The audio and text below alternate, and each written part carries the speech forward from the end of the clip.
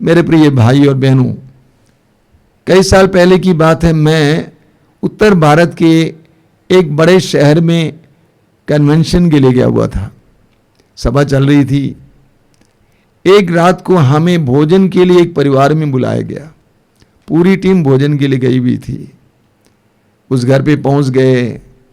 घर के मालिक ने भोजन परोसने से पहले हमें बैठाकर हमें अपने जीवन का साक्ष्य सुनाया। उसके बाद उन्होंने कहा कि आप जानते हैं कि हम क्यों आपको इस भोजन पे बुलाए हैं? मैंने कहा हम लोग तो नहीं जानते हैं। तो उन्होंने कहा 2 साल पहले उनके पुत्र और बहू ने आपस में झगड़ने के बाद तय किया कि हम अलग हो जाएंगे, तलाक देंगे, और तलाक के लिए सारी तैयारियां हो चुकी थी, कागज भरा हुआ था। हालांकि उनकी एक बेटी थी। उस भाई ने कहा कि मैंने उनसे गिड़गिड़ाकर कहा कि ऐसा मत करो। अंत में मैंने उनसे कहा कि तुम एक काम करो, अगर तुम लोग तलाक देने जा रहे हो ठीक है, लेकिन अब जल्दी ही केरल के डिवाइन सेंटर में एक बहुत बड़ा कन्वेंशन होने वाला है, उसमें भाग लो, उसके बाद तुम लोग जो चाहे करो। और पति पत्नी वहां पर पहुंच गए। और उस कन्वेंशन में मैं भी वचन सुनाने के लिए गया हुआ था। और मैंने परिवार के बारे में, परिवार की पवित्रता के बारे में और इस बात के बारे में कि परिवार एक संस्कार है, लंबा सा प्रवचन दिया था। बहुत ही सशक्त प्रवचन था, आप YouTube में देखेंगे। साधना के बाद पति पत्नी दोनों ने तय किया कि हम लोग तलाक नहीं देंगे। घर वापस आए, तलाक के सारे कागज फाड़कर फेंक दिए और आज भी वे एक साथ रह रहे हैं। जरा सोचिए, अगर वे उस साधना में नहीं गए होते तो आज एक दूसरे से अलग रहते और उनका बच्चे, उनकी बेटी अनाथ जैसी होती।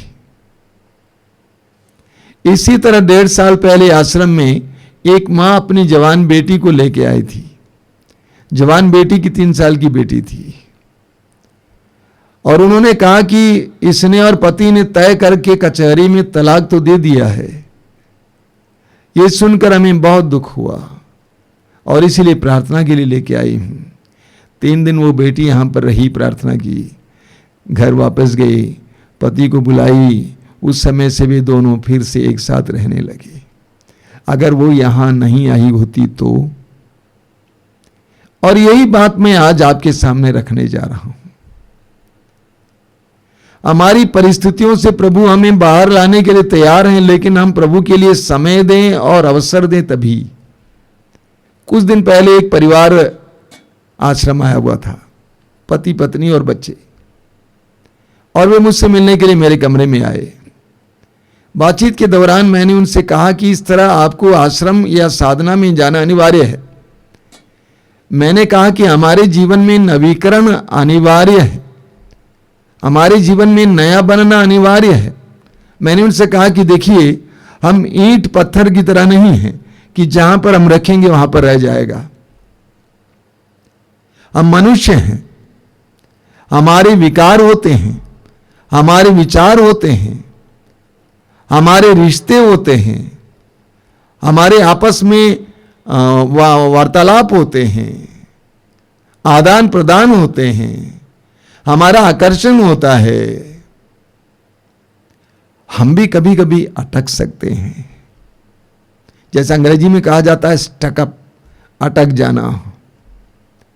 हम पर भी जंग लग सकती है, हम भी पुराने हो सकते हैं, हम भी अनाकर्षक हो जा सकते हैं, हमारे अंदर भी बुरी बुरी आदतें आ सकती हैं। इसीलिए हर मनुष्य के लिए, विशेष करके मसीही और विश्वासियों के लिए, नवीकरण अति आवश्यक है, नया बनना अति आवश्यक है। प्रकाशना ग्रंथ के अध्याय 21 वाक्य 5 में प्रभु कहते हैं, मैं सब कुछ नया बना देता हूं, मैं सब कुछ नया बना देता हूं। यह प्रभु का स्वभाव है, प्रभु का कार्य है। प्रभु चाहते हैं कि सब कुछ नए हों, सब कुछ नवीनता धारण करें। प्रभु के द्वारा बनाई हुई चीजों को देखिए, प्रकृति को देखिए, सब कुछ नए बनाए जा रहे हैं। रात बीती नया दिन आया, एक सप्ताह बीत गया, दूसरा सप्ताह आ गया, एक वर्ष बीत गया, दूसरा वर्ष आ गया। ऋतुएं बदलती रहती हैं, पतझड़ होता है, पेड़ों पर से पुराने पत्ते गिर जाते हैं, उस पर नए नए पत्ते आ जाते हैं।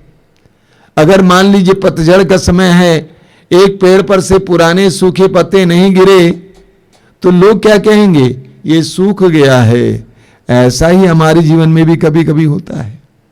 सांपों को देखिए, सांप अपना पुराना बाहर का आवरण उतार देता है।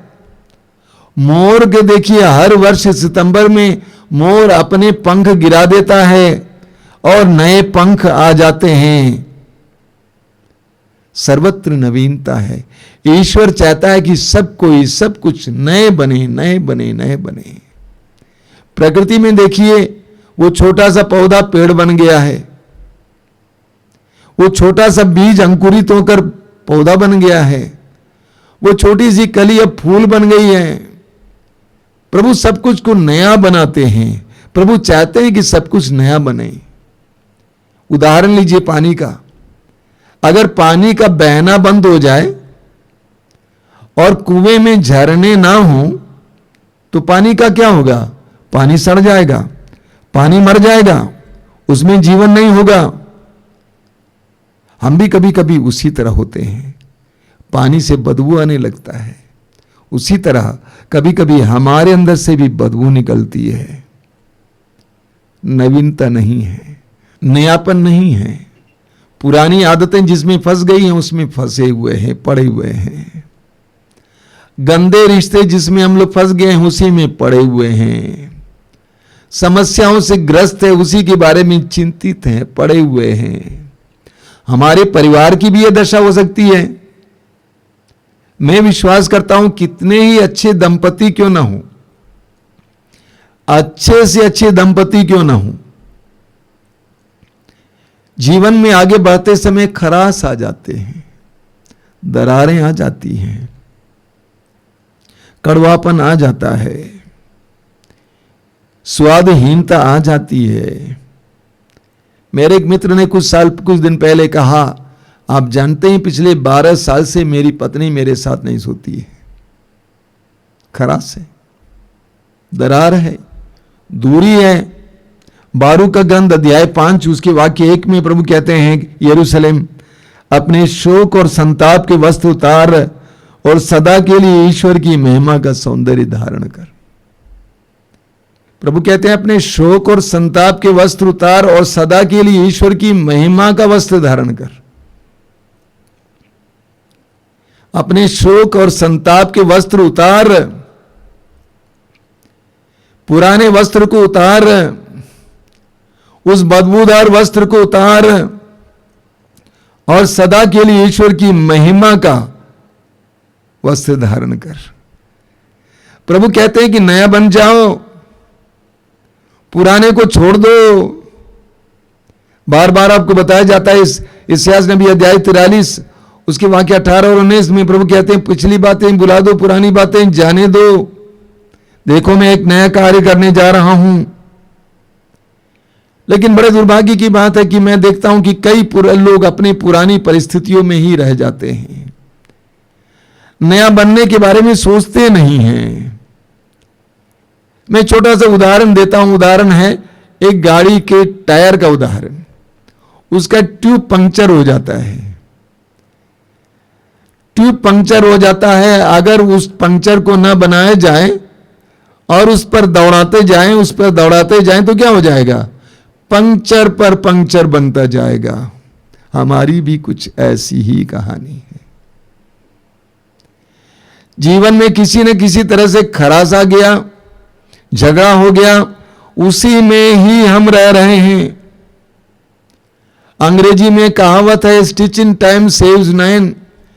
ये नहीं, समय पर सिया जाए तो बहुत सारे चीर फाड़ से हम बच सकते हैं। समय पर नया बनाया जाए तो बहुत सारे चीर फाड़ से बच सकते हैं। मैं देखता हूं कि आज बहुत सारे लोग दुख में जी रहे हैं, कड़वापन में जी रहे हैं। पति पत्नी के बीच में रिश्ता गड़बड़ हो गया, उस कड़वापन में जी रहे हैं। निराशा में जी रहे हैं, उदासी में जी रहे हैं, गलती हो गई, पाप हो गया, दोष भावना में जी रहे हैं, वे कड़वे अतीत को ढो रहे हैं, बीते कल को जो कड़वा था उसको ढो रहे हैं। बहुत बुरा लगता है। कई लोगों की जिंदगियां बहुत नकारात्मक हो गई हैं, उनके जीवन में कोई उम्मीद नहीं है। कई लोग निराशावादी बन गए हैं, कोई आशा नहीं है, क्योंकि पुरानी बातों को वे लोग ढो रहे हैं। यूहन्ना के सुसमाचार के अध्याय 11 वाक्य 40, प्रभु कहते हैं यदि तुम विश्वास करोगे तो तुम परमेश्वर की महिमा देखोगे। यदि तुम विश्वास करोगे तो तुम परमेश्वर की महिमा देखोगे। मार्कुस अध्याय 9 वाक्य 23 बार बार आपको सुनाया जाता है। प्रभु यीशु कहते हैं विश्वास करने वालों के लिए कुछ भी असंभव नहीं। लूकस अध्याय 17 वाक्य 6 में प्रभु कहते हैं यदि तुम्हारा विश्वास राई के दाने के बराबर भी होता और तुम इस सहतूत के पेड़ से कहते उखड़कर समुद्र में लग जाओ, वो तुम्हारी बात को मान लेते। सब कुछ बदल जाएगा, लेकिन हमें अपनी परिस्थिति से बाहर जाना होगा, कहीं जाना होगा, किसी से मिलना होगा, कहीं जाना होगा और किसी से मिलना होगा। मैं एक छोटा सा उदाहरण देता हूं सुसमाचार से, यूहन्ना अध्याय 4 से। वहां पर हम पढ़ते हैं कि दोपहर का समय था, प्रभु थके हुए थे और प्रभु एक कुएं के पास, जिसका नाम था याकूब का कुआं, उसके पास आकर बैठ जाते हैं। अपने सारे शिष्यों को भोजन खरीदने के लिए बाजार भेज देते हैं। वचन में लिखा हुआ है वहां पर एक नारी आती है, समारी नारी, समारिया की रहने वाली नारी, जिसके बारे में आगे वर्णन आप पढ़ेंगे, जिसने 5 बार विवाह किया था, अब एक छठे पुरुष के साथ रह रही थी। ऐसी एक नारी उस कुएं के पास दोपहर के समय आती है और उसका मुक्तिदाता वहां पर बैठा हुआ था, उसको मुक्त करने, आजाद करने, उसको उद्धार देने के लिए। मैं आपको बताना चाहता हूं प्रभु यीशु आपके इंतजार में बैठे हुए हैं। आज मैं देखता हूं कि कम से कम हमारे भारतवर्ष में कई साधना केंद्रों में, रिट्रीट सेंटर्स में चमत्कार होते हैं। जब लोग चमत्कार की बात करते हैं तो चंगाई की बात सोचते हैं। मैं तो जीवन परिवर्तन को सबसे बड़ा चमत्कार मानता हूं। सैकड़ों की संख्या में लोग आते हैं वहां पर और पवित्र वचन सुनने और प्रभु के करीब बैठने के बाद उनके जीवन में परिवर्तन आ जाता है, वे नए बन जाते हैं। कुरिन्थियों के दूसरे पत्र के अध्याय 4 वाक्य 16 में संत पौलुस कहते हैं कि हमारे अभ्यंतर में नए जीवन का संचार होते रहता है। पौलुस कहते हैं कि हम बाहर से तो कमजोर होते जा रहे हैं, लेकिन हमारे अभ्यंतर में नए जीवन का संचार होते रहता है। हमें इसके लिए समय देना होगा, हमें इसके लिए अपनी परिस्थिति से दूर जाना होगा। बड़े दुर्भाग्य की बात है, कई लोग बोलते हैं कि समय ही नहीं है। मैं सरकारी नौकर हूं, मैं टीचर हूं, मैं नर्स हूं, मैं ये हूं, मैं वो हूं, मेरे पास समय नहीं है। मैं लोगों से कहता हूं आइंदा ऐसा नहीं कहना, आइंदा ऐसा नहीं कहना। आपको हार्ट अटैक आ जाएगा तो समय ही समय होगा आपके पास। मेरे लिए एक पल काफी था कि मैं गिर गया, 6 महीने तक करीब करीब मैं अपने कमरे में हूं। ये कदापि नहीं कहना कि मेरे पास समय नहीं है। आपको समय बनाना पड़ता है।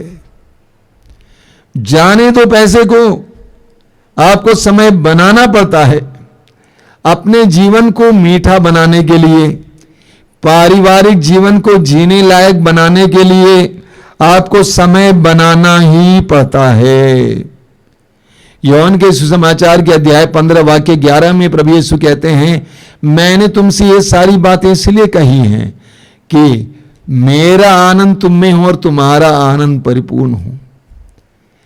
पवित्र वचन और प्रभु का सानिध्य हमारे आनंद को बढ़ाने के लिए है, हमारे आनंद को छीनने के लिए नहीं है। जब हम किसी को बोलते हैं कि आप नवीकरण के लिए जाइए, साधना के लिए जाइए, लोग बोलते हैं ये क्यों परेशान करते हैं।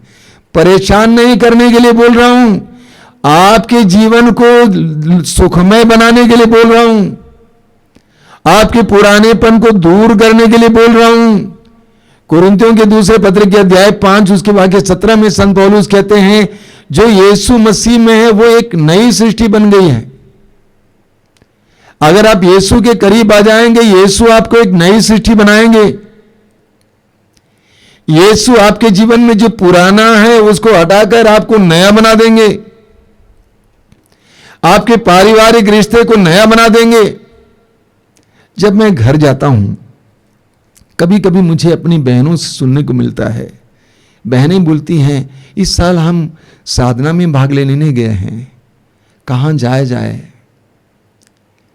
हर परिवार को निर्णय लेना है कि साल में एक बार परिवार के नवीकरण के लिए, उद्धार के लिए कहीं साधना के लिए जाना ही होगा।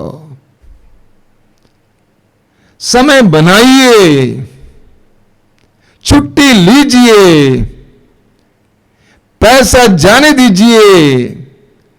पारिवारिक जीवन को ताजा बनाने के लिए, सुखमय बनाने के लिए, आनंदमय बनाने के लिए, रिश्तों को अच्छा बनाने के लिए समय निकालिए।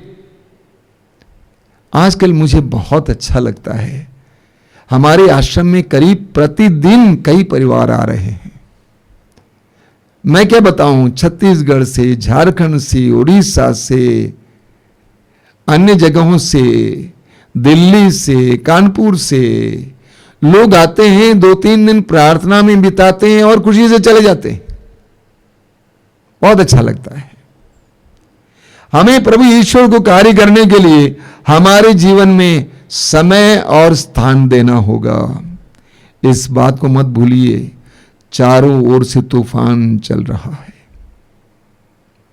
आप अपने बच्चों के बारे में इतना चिंतित हैं, लेकिन मेरा सवाल यह है, आपके बच्चों के नवीकरण के लिए आपने किया क्या है? कहीं ले गए हैं? उनको मत कोसिए, परिस्थिति इतनी विकट है, इतनी खतरनाक है, चारों ओर से तूफान चल रहा है, विभिन्न प्रकार का तूफान, और आपका बच्चा उसमें उलझा हुआ है। उसको बाहर निकालना है, कहीं किसी साधना केंद्र में ले जाना है, प्रार्थना में समय बिताना है, ताकि बच्चा उस जंजाल से बाहर आ जाए। फिलिपियों के पत्र के अध्याय 2 वाक्य 15 में संत पौलुस कहते हैं कि आपको इस दुष्ट संसार में चमकते तारे बनना है। इस दुष्ट संसार में आपको चमकते तारे बनना है, लेकिन कैसे तारे बने? अगर आप प्रभु के पास ना जाएं, प्रभु यीशु ने कहा संसार की ज्योति मैं हूं, योहन अध्याय 8 वाक्य 12, संसार की ज्योति मैं हूं। अगर ज्योति के पास ना जाएं तो क्या होगा?